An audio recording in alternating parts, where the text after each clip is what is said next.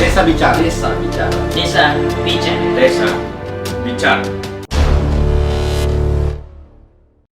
Nah ini tadi Bapak menyebut tentang new normal tadi gitu lah, atau tatanan baru. Nah bagaimana upaya menyiapkan, kan pasti masyarakat datang ke desa untuk pelayanan, begitu juga dengan pemerintah desa memberikan pelayanan. Upaya apa nih yang sedang dilakukan desa menyikapi tatanan baru atau new normal ini nanti ke depannya di desa begitu? Ya, jadi begini, saya tetap memperlakukan gaya hidup sehat. Jadi masyarakat yang datang ke kantor desa dalam bentuk rapat atau dalam mengurus surat apapun, itu tetap wajib menggunakan masker pertama. Yang kedua, di setiap warga itu kita siapkan air untuk cuci tangan. Itu harus ada, itu wajib. Kemudian di sini kita batasi dalam kunjungan-kunjungan apapun berkaitan dengan urusan di pemerintah desa.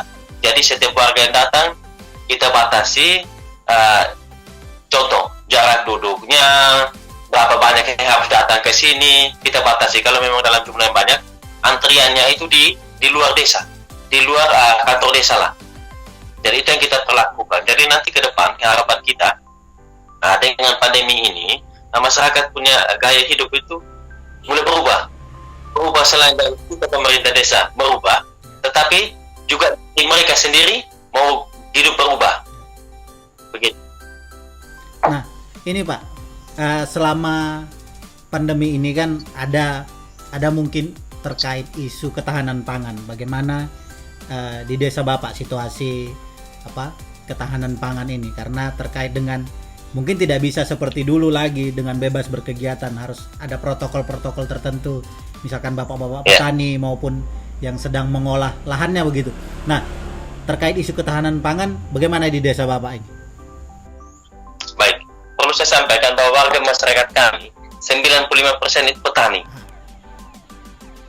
Jadi, waktu pandemi ini ada, kita masyarakat itu pas pada masa panen. Jadi saya kira kalau soal kesiapan atau soal makan minum kita ada, tapi hanya sebatas kita punya makanan pokok di sini, yaitu jagung. Jadi masyarakat di sini untuk makan minum saya kira tidak terlalu berpengaruh, tetapi mungkin kesediaan makanan dalam bentuk lain mungkin memang sedikit ini, tapi kemudian kita batasi bagaimana cara hidup hemat masyarakat. Hidup hemat masyarakat itu kita mulai atur, karena kita pun budaya di sini adalah budaya pesta. Kami di sini budaya pesta itu banyak pengeluaran berkaitan dengan makanan atau hewan yang harus dibunuh. Nah itu kemudian sekarang dengan adanya ini berarti kita masyarakat mulai kita batasi untuk gaya hidup hemat. Hidup hemat itu yang kita perlu perhatikan. Kemudian dalam selama ini dalam pandemi ini kami memang ada mendapat beberapa bantuan pangan, itu dari sembako, itu dari anggota DPR dan ada organisasi tertentu yang kemudian masuk di sini untuk memberikan bantuan pangan ke kami. Memang waktu itu masyarakat sedikit sulit untuk mendapatkan makanan, apalagi sebelum saya melakukan penutupan, saya sudah menghimbau ke masyarakat supaya apa yang mau dibelikan, beli dulu, disiapkan dulu berkaitan dengan gas, minyak dan yang lain-lain, sehingga waktu saya tutup stok atau persediaan masyarakat itu ada. Terkait tadi Bapak sebut terkait bantuan. Nah, BLT itu kayak mana di desa Bapak? Bagaimana proses ininya? Nah, tantangannya yang dihadapi di desa kayak apa pada BLT dana desa ini? Oke. Jadi saya perlu gambarkan sedikit berkaitan dengan bagaimana sampai pada proses pencairan BLT itu. Jadi waktu itu kemudian kita mendapat surat untuk masyarakat yang non PKH harus diberi bantuan BLT itu. Kemudian saya bekerja sama dengan teman-teman Karang Taruna, kita mulai melakukan pendataan warga.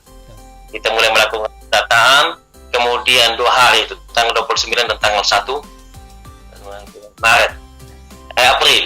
Kemudian pada tanggal 1 Mei kita mulai melakukan validasi data berkaitan dengan di situ semua masyarakat kita undang ke aula desa, kita melakukan rapat validasi data. Di situ di desa kami itu semua masyarakat saya data semua masyarakat, kemudian saya pilahkan mana yang dapat bantuan sosial berupa pangan dan dapat PKH di masyarakat PKH. Kita cek keluar dari situ, kemudian sisanya itu kita masukkan dalam penerima BLT. Dan warga saya yang tadi saya sampaikan awal itu bahwa 200 KK, kita data 97 KK yang non PKH yang pantas untuk dibantu. Kemudian kita mulai data, kita anggarkan dalam dana desa yang dianjurkan disampaikan oleh pemerintah, kita data, dan kemarin itu kita sudah melakukan pencairan penyaluran tahap 1 per bulan Maret, per bulan April untuk tahap 1 kami sudah salurkan untuk 97 KK. Dan pemberian bantuan ini juga, BLT ini, tidak ada masyarakat yang di desa saya yang tidak dapat. Menikah juga dapat, yang orang tuanya ada di luar ikut merantau juga, anaknya ada di sini, kita bantu melalui BLT. Begitu. Jadi bagi saya tidak ada tantangan soal pembagian BLT, semuanya dapat. Semuanya menurut Bapak bagaimana nanti ke depannya? Ke depannya pasca situasi yang kayak sekarang ini, desa harus melakukan apa ke depannya?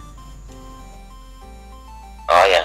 Jadi begini, sekarang sudah merupakan tanggung jawab kita sebagai pemerintah desa untuk bagaimana membawa warga desa kita untuk menjadi hidup lebih baik.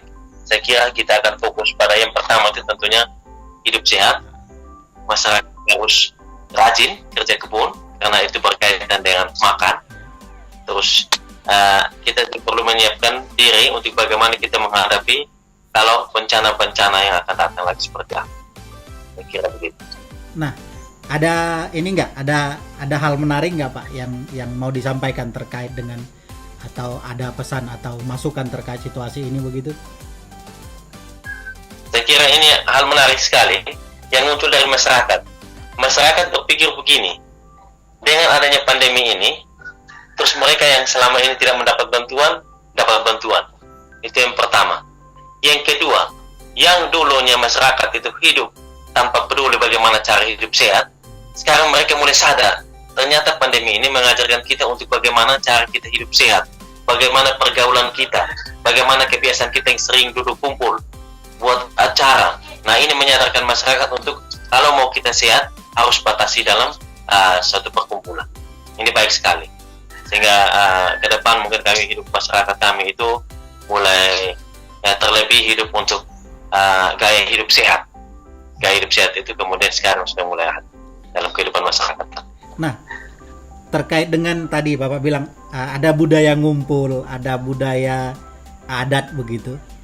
Nah, apakah juga di tatanan budaya adat itu terjadi perubahan yang sama? Misalkan pada saat pesta perubahan-perubahan itu juga terjadi atau disepakati bersama dengan ketua-ketua adat atau bagaimana, Pak? Ya, saya kira begini, soal berkaitan dengan budaya kita yang sering kumpul buat acara itu, kita sudah punya konsep.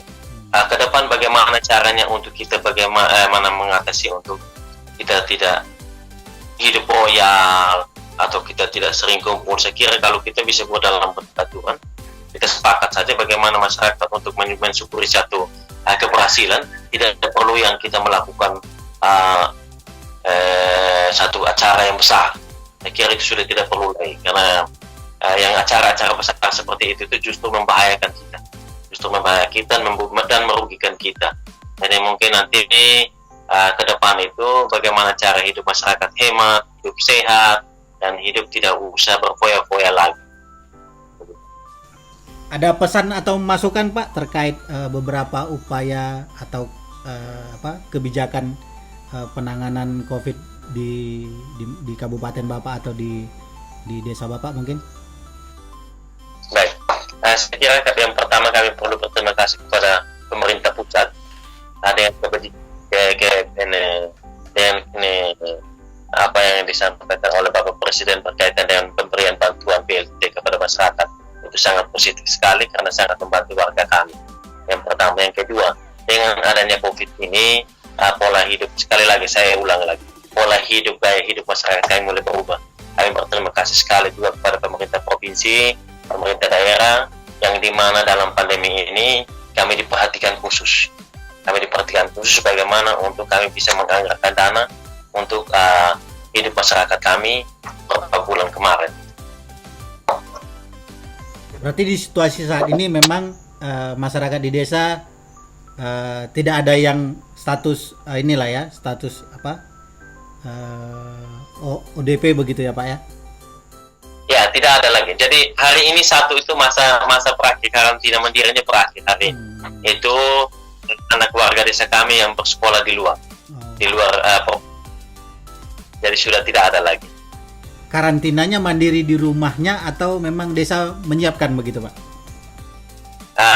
Kita kemarin kalau memang kita ada dua pilihan. Jadi kalau mau karantina di desa kita desa siapkan. Kalau karantina mandiri di rumah boleh, tetap dipantau atau setiap hari itu diperiksa, dikunjungi oleh ibu bidan desa untuk periksa perkembangan kesehatannya. Dan dia dilarang untuk keluar rumah, dan itu kita tegas sekali, tidak boleh keluar rumah sebelum 14 hari perlakuannya. Betul. Oh, berarti itu karena masyarakat ada yang sekolah di luar ya Pak ya? Iya, masyarakat yang sekolah di luar. Wah, menarik itu Pak. Nah, terkait tadi Bapak bilang ada sekitar 90% masyarakat di desa itu petani. Nah, selain petani pangan semua ini Pak, terkait jagung dan sayur mayur begitu? Atau ada? Iya. Tidak, semua petani pangan. Berarti ada peluang untuk desa untuk mengembangkan.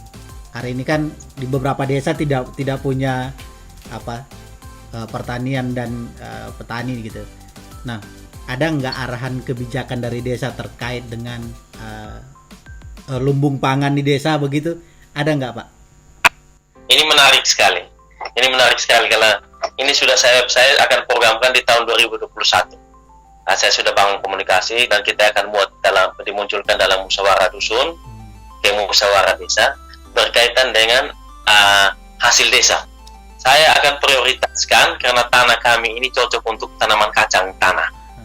Jadi saya akan prioritaskan untuk tahun depan itu warga masyarakat seluruh desa Lapiam ini kita siapkan untuk penanaman kacang tanah. Jadi nanti lahan yang disiapkan itu minimal kita luas wilayah itu 27,5 meter persegi. Nanti akan kita siapkan itu, kemudian semua lahan itu akan ditanam kacang. Produksi kacang di desa kami. Kalau jagung itu di desa kami ini harganya itu dari 3.500 sampai 5.000 rupiah per kilogram. Sedangkan kalau kacang pas kulit itu dari 20 sampai 30.000 rupiah per kilogram. Jadi nilai jual kacang itu lebih tinggi. Jadi saya berpikir begini, daripada tanam jagung di luas areal yang sama, lebih baik kita tanam kacang dengan di area yang sama tapi dia lebih menghasilkan uang. Nah, itu yang pikiran saya. Kemudian saya sudah bangun komunikasi dengan pemerintah daerah secara lisan, tapi saya sudah bertemu bertatap muka. Tahun ini, sudah 2 tahun terakhir ini, kami siapkan dari dana desa itu 60 juta untuk mengolah lahan pertanian desa, masyarakat desa, berkakak itu 25 are.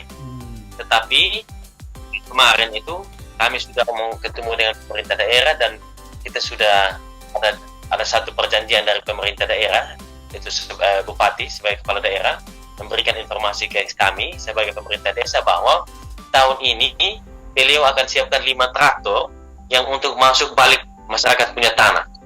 Jadi bupati itu minta supaya lahan yang disiapkan itu minimal 100 hektar.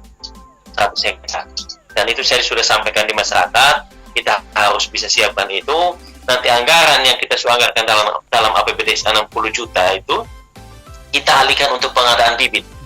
Bukan lagi kita setiap tahun itu 60 juta kita pakai bayar untuk traktor yang disewakan. Nah, karena ini sudah ada traktor dari pemerintah daerah, jadi yang 60 juta itu yang kita siapkan untuk sewa traktor, kita alihkan ke pengadaan bibit. Jadi masyarakat saya hanya siapkan, dia tidak siapkan bibit, dia tidak siapkan uang untuk traktor lagi. Jadi saya kira daerahnya itu pasti nanti tahun 2021 masyarakat desa saya pasti mati. Mantap Pak. Terima kasih ini ya Pak, berbagi informasi menarik. Sayangnya kita dibatasi jarak begini. Nanti mungkin lain waktu kita bisa ke sana. Ada hal yang baik. disampaikan lagi, Pak? Ada satu hal yang sangat penting sekali dari desa kami. Ya. Ini tolong diteruskan ke Bapak Presiden Siap. Republik Indonesia. Siap. Saya adalah satu desa di kabupaten, saya satu desa terkecil di Kabupaten Timur Tengah Utara di Provinsi Nusa Tenggara Timur. Desa saya itu ada 2 dusun dengan jumlah kakak 200, tapi ada 1 dusun yang belum punya listrik. Ini luar biasa karena apa?